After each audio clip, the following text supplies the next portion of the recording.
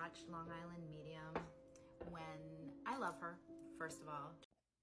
So if you're interested in mediumship, watch her video. It's really great. She talks a little bit about like the ethics of cold reading for people. And this is a huge debate for a lot of people.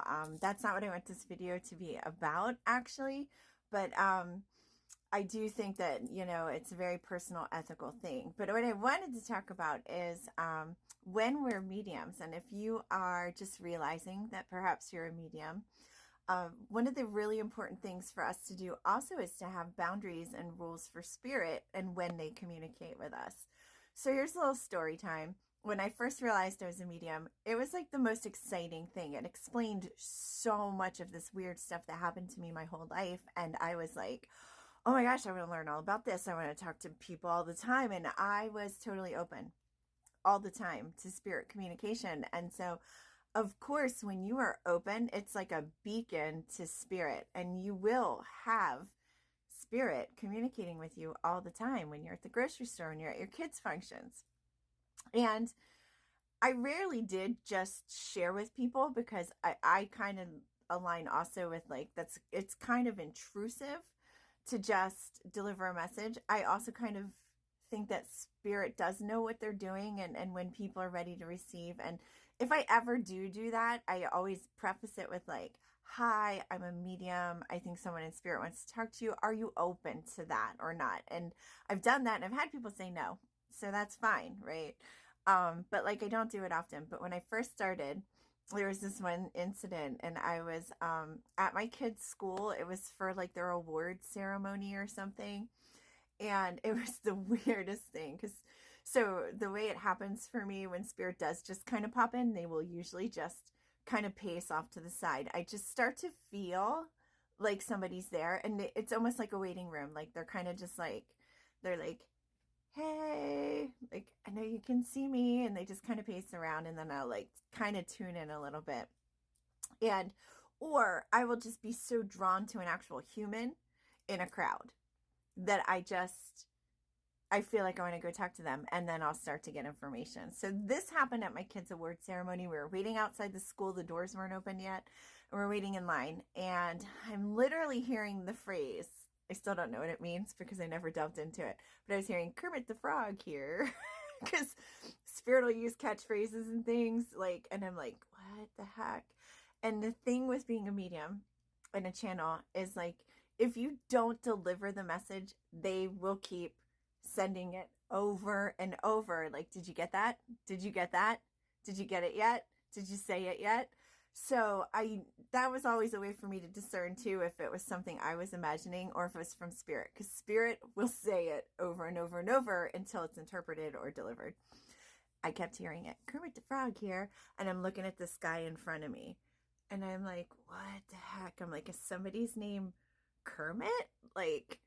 It's a really weird name. Not going to ask them if they have someone in spirit that's a reference they understand. And I was just I was kind of no, in my head, I'm like, no, not here. Also my kids thing, he would have been absolutely mortified if I did that in the school. My kids, took them a long time to be okay with this too. So there's no way I was humiliating my child by doing this. It wouldn't stop. And then I started getting other images. There was a farm, and there was a tractor, and there was a farm, and there was a tractor, and Kermit the Frog here. It didn't stop. So finally they let us in the door. So I'm like, thank God. The person disperses out into the crowd. I go in, I find a seat on the end because I like to sit on the end. And who sits right in front of me? But the man I was hyper focused on. And I'm literally sitting there, and I'm like, stop. I'm not talking to this person today. So that happened a lot when I started opening up. And then as I started to do messages for people, to offer people so I could practice readings and eventually start charging for readings, as I started to make time for spirit, and I would literally open and close. I would picture a door opening and closing. Now, I don't know, 7 years later, I don't even have to do that. Kind of have I don't know if my guides take care of it or what, but Spirit doesn't bombard me a lot anymore. It's when I open up to it, like you can come in, like, if I'm doing energy work on someone, then I say, if anyone's here, like you can come through, stuff like that. But yeah, I don't get that as much as I used to. Every once in a while someone will come through strong, but it's almost always in the context of me. I do energy and body work too, so it's usually in that context, and people are open. They're there for healing. I usually ask people before I even start energy work on them, if you get any messages or loved ones that come through, would you want to know? So that's kind of opens the door for that. But yeah, it can be fun. You definitely have to really be respectful of people when you're delivering messages. It can be a really weird thing. A couple times I did deliver messages, but it was with people I kind of knew, even though I didn't know if they'd be down for it. And again, I always ask. So yeah, that's not what I'm discussing. I do think it's a very individualized thing. I just think you should always use ethics and be respectful.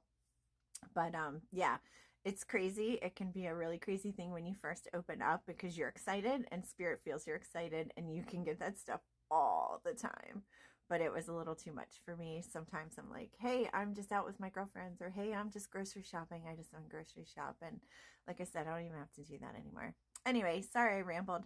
It's really fun to talk about this because it was crazy, and I didn't have a lot of people to talk about it with when I was going through it. I had a couple mentors, and I didn't have a community like this, so it's kind of exciting. So if you're out there and starting your journey with this, you can set boundaries and times when it's okay for spirit to come to you to deliver messages. And the more you do it and allow for that time, the less bombarded you get constantly too. So anyway, I hope you enjoyed that.